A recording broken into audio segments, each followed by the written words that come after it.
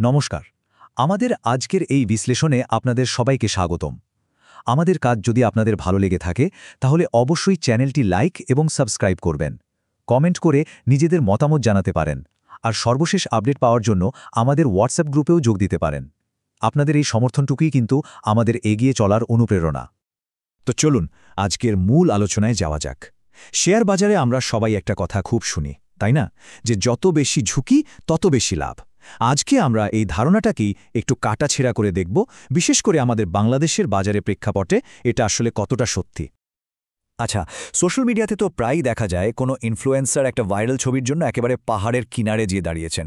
কি সাংঘাতিক একটা ঝুঁকি, তাই না? তাদের মাথায় একটাই চিন্তা, ছবিটা হিট হলেই হলো, পুরস্কার বিশাল। ঠিক এই একই রকম মানসিকতা নিয়ে আমাদের অনেক বিনিয়োগকারীও কিন্তু বেশি লাভের আশায় খুব ঝুঁকিপূর্ণ স্টকে ঝাঁপিয়ে পড়েন। কিন্তু আসল প্রশ্নটা হলো, এই যে এত বড় ঝুঁকি নেওয়া হলো, তাতে কি লাভটা সত্যিই নিশ্চিত হয়? চলুন প্রথমে ঝুঁকি আর লাভের এই যে একটা প্রচলিত ধারণা আছে সেটা একটু বোঝার চেষ্টা করি। মানে স্টক মার্কেটে এই হাই রিস্ক হাই রিটার্ন কথাটা তো প্রায় একটা মন্ত্রের মতো হয়ে গেছে। আমরা অনেকেই কিন্তু ফিক্সড ডিপোজিট বা ভালো কোনো ব্লু চিপ স্টকের মতো নিরাপদ বিনিয়োগের কথা তেমন একটা ভাবি না। কারণটা কি? কারণ আমাদের মনে গেঁথে গেছে যে আসল বড় লাভটা তো ঝুঁকিপূর্ণ শেয়ারেই লুকিয়ে আছে। তার মানে আমরা কিন্তু জেনে শুনেই এই ঝুঁকিটা নিতে যাই। এখন এই ঝুঁকি আর লাভ মাপার জন্য একটা শব্দ খুব ব্যবহার হয়, আর সেটা হলো ভলাটিলিটি। এটাকে বলতে পারেন একটা মুদ্রার এপিঠ আর ওপিঠ। দেখুন, খুব সহজ করে যদি বলি, ভলাটিলিটি মানে হলো একটা শেয়ারের দাম কতটা ওঠানামা করে তারই একটা পরিমাপ। এই ওঠানামা একদিকে যেমন লাভের সম্ভাবনা তৈরি করে, ঠিক তেমনি অন্যদিকে লোকসানের ঝুঁকিটাও মনে করিয়ে দেয়। সোজা কথায় এটা একটা দুদিকে ধার দেওয়া তলোয়ারের মতো। ভলাটিলিটির আসলে দুটো চেহারা। যখন দাম কমে যাওয়ার একটা সম্ভাবনা থাকে, আমরা বিনিয়োগকারীরা সেটাকে বলি ঝুঁকি বা রিস্ক। আবার যখন দাম বেড়ে যাওয়ার সম্ভাবনা তৈরি হয়, তখন সেটাকেই আমরা বলি লাভ বা রিওয়ার্ড।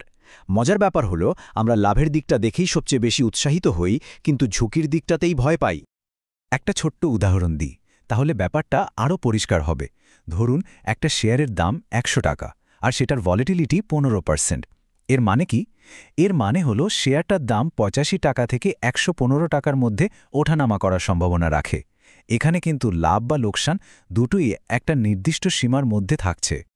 এবার একটু ভাবুন তো, যদি ওই একই 100 টাকার শেয়ারের ভলাটিলিটি বেড়ে 25% হয়ে যায়, তখন কি হবে? তখন সেটার দাম ৭৫ টাকা থেকে ১২৫ টাকার মধ্যে ওঠানামা করতে পারে।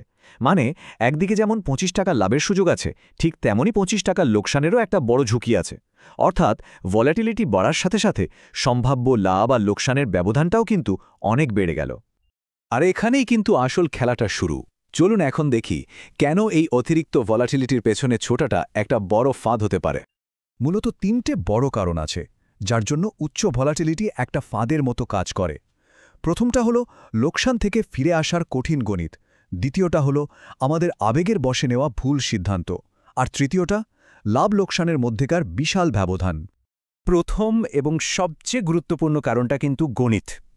বেশি ভোলাটাইল শেয়ার যখন একবার লোকসানে পড়ে, তখন সেখান থেকে শুধু আগের জায়গায় ফিরে আসতেই তাকে অনেক বেশি লাভ করতে হয়। এই লোকসান আর লাভের সম্পর্কটা কিন্তু একদমই সরল রৈখিক নয়। এই টেবিলের সংখ্যাগুলো দেখুন, এটা একটা চমকে দেওয়ার মতো বাস্তবতা আমাদের সামনে তুলে ধরে। যদি কোনো বিনিয়োগ ১৫% কমে যায়, সেটা পুষিয়ে নিতে লাভ করতে হবে ১৭.৬%। লোকসানটা যদি বেড়ে ২৫% হয়, তাহলে আগের জায়গায় ফিরতে লাভ করতে হবে ৩৩.৩%। আর যদি ভাগ্য খুব খারাপ থাকে আর বিনিয়োগ অর্ধেক হয়ে যায়, মানে ৫০% লোকসান হয়, তাহলে শুধু আসলটা ফেরত পেতেই ১০০% লাভ করতে হবে, যা শুনতেই প্রায় অসম্ভব মনে হয়, তাই না? দ্বিতীয় কারণটা হলো আমাদের মনস্তত্ত্ব। যখন কোনো শেয়ারের দাম দ্রুত পড়তে থাকে, তখন আমাদের মনে ভয় কাজ করে। আমরা সাম্প্রতিক লোকসানটাকেই সবচেয়ে বড় করে দেখতে শুরু করি। আর এই ভয়ের কারণেই অনেক বিনিয়োগকারী সবচেয়ে খারাপ সময়ে, মানে যখন দাম একেবারে নিচে, ঠিক তখনই শেয়ার বিক্রি করে দেন। ফলে যে যুক্তি দিয়ে বিনিয়োগটা শুরু করা হয়েছিল, সেই যুক্তিটাই আর টেকে না। আর ৩ নম্বর ফাঁদটা হলো স্প্রেড বা ব্যবধান। ভলাটিলিটি যত বেশি হয়, সবচেয়ে ভালো ফলাফল আর সবচেয়ে খারাপ ফলাফলের মধ্যে পার্থক্যটাও তত বাড়তে থাকে। এর মানে হলো অনেক বেশি লাভ করার সম্ভাবনাটা আসলে কমে যায়, আর উল্টো দিকে বড় ধরনের লোকসানের ঝুঁকি অনেকখানি বেড়ে যায়। তাহলে এর থেকে বাঁচার উপায় কি? যদি বেশি ঝুঁকি নেওয়াটা একটা ফাঁদি হয় তবে কি এর উল্টোটা সত্যি, মানে কম ঝুঁকিতেই কি ভালো রিটার্নের আসল রহস্য লুকিয়ে আছে? চলুন এবার কম ঝুঁকির পেছনের এই বিস্ময়কর বাস্তবতাটা একটু জেনে নেওয়া যাক। প্রশ্নটা তো খুবই যৌক্তিক, তাই না? বেশি ভলাটিলিটির পেছনে না ছুটে আমরা যদি কম ভলাটিলিটির শেয়ার খুঁজি, তাহলে কি আরও ভালো রিটার্ন পাওয়া সম্ভব? লো ভলাটিলিটি বিনিয়োগের মূল তত্ত্বটাই হল যেসব স্টক স্থিতিশীল এবং কম ওঠানামা করে সেগুলো দীর্ঘমেয়াদে আরও ধারাবাহিক রিটার্ন দিতে পারে।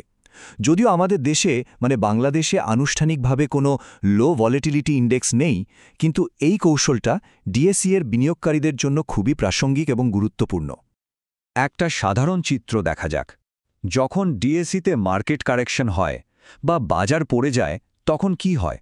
দেখা যায় উচ্চ ভলাটিলিটির শেয়ারগুলো হয়তো 40% পর্যন্ত পড়ে গেছে, কিন্তু সেই একই সময়ে ভালো ব্লু চিপ বা স্থিতিশীল শেয়ারগুলো হয়তো মাত্র 15% পড়েছে। এর পরিষ্কার মানে হল খারাপ সময়ে কম ঝুঁকিপূর্ণ স্টকগুলো আমাদের মূলধনকে অনেক ভালোভাবে সুরক্ষা দেয়। তাহলে এত সব আলোচনার পর বাংলাদেশের একজন সাধারণ খুচরা বিনিয়োগকারীর জন্য মূল শিক্ষাটা কি দাঁড়ালো? চলুন শেষ অংশে সেটাই সংক্ষেপে একবার দেখে নিই। এই একটা কথা সবসময় মনে গেঁথে রাখা দরকার। বেশি ঝুঁকি কখনোই বেশি লাভের নিশ্চয়তা দেয় না, এটা শুধু বেশি ঝুঁকির নিশ্চয়তা দেয়। এটাই আজকের আলোচনার সবচেয়ে বড় শিক্ষা।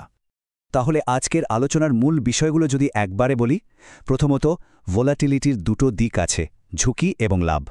দ্বিতীয়ত বড় লোকসান হলে তা থেকে বেরিয়ে আসা গণিতের নিয়মেই খুব কঠিন।